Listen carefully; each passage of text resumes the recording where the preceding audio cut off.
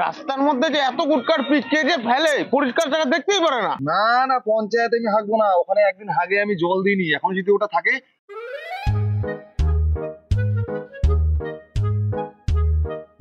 দেশটা এত নোংরা, চারিদিকে শুধু আবর্জনা।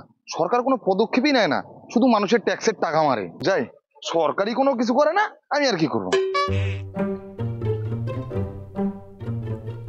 ও দাদা, বাড়িতে কেউ আছে?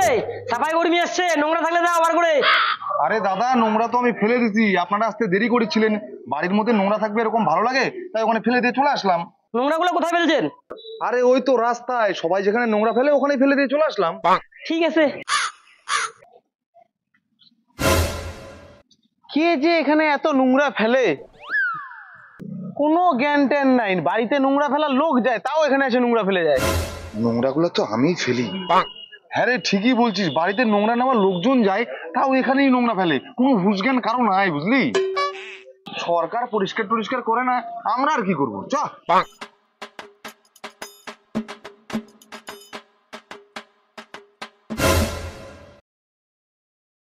রাস্তার মধ্যে যে এত গুটকার পিচ কে যে ফেলে, পরিষ্কার জায়গা দেখতেই পারে না। মানুষজনের ব্যবহারটা দেখ, গুটকার পিক ফেলে ফেলে হাওড়া ব্রিজটা ভেঙে দিল। তুই তো এখনই ফেললি। সবাই তো ফেলে, আমি একা না ফেলে কি করব? দোষ তো সরকারের, পরিষ্কারই করে না। ঠিকই বলছিস, সরকারেরই দোষ। চল। আরে পিঠটা কেমন জানি ব্যথা করছে রে, হাগা চাপে গেল। হাগবি? পঞ্চায়েতে বাথরুম আছে, তাহলে ওখানে হাগে নে, চ আমি দাঁড়ায় আছি। না না, পঞ্চায়েতে আমি হাঁকবো না। ওখানে একদিন হাগে আমি জল দিইনি, এখন যদি ওটা থাকে তার চেয়ে ভালো চ প্রকৃতির মাঝে ফুরফুরে হাওয়ার মধ্যে হাঁকবো, সেই মজা। তুইও চ, হালকা করে হাগে নিবি। চ, প্রকৃতির মাঝখানে হাঁকতে তো সেই লাগবে। চ, হাগে নেই। চ। দেখলি প্রকৃতির মাঝে হাঁকতে কি মজা। কিন্তু বন্ধু, এটা বিড়ি হলে হাগাটা শেষ হতো। কে রে, কে হাগিছিস ওখানে? শালা, আমি একটা কুত্তাকেও এখানে হাঁকতে দিই না, আর মানুষ হাগিচ্ছে এখানে।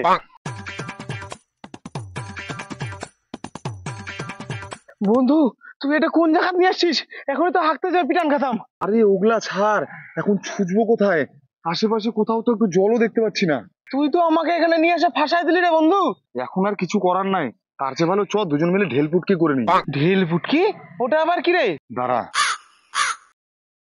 এরকম একটা ঢেল নে, ঢেল নিয়ে এরকম করে মুছে নে। এটা তো ইটাল। আরে তাহলে ইটাল পুটকি। দাঁড়া দাঁড়া দাঁড়া, তুই এদিকে গেলি আর ইঁদুর বসা বসা গন্ধ বেড়াচ্ছে, কি ব্যাপার? তাহলে মনে হয় ঠিকঠাক মতন ঢেল ফুটকিটা হয়নি। না, যাই জল ফুটকিটা করে আসি। থাকো তুমি।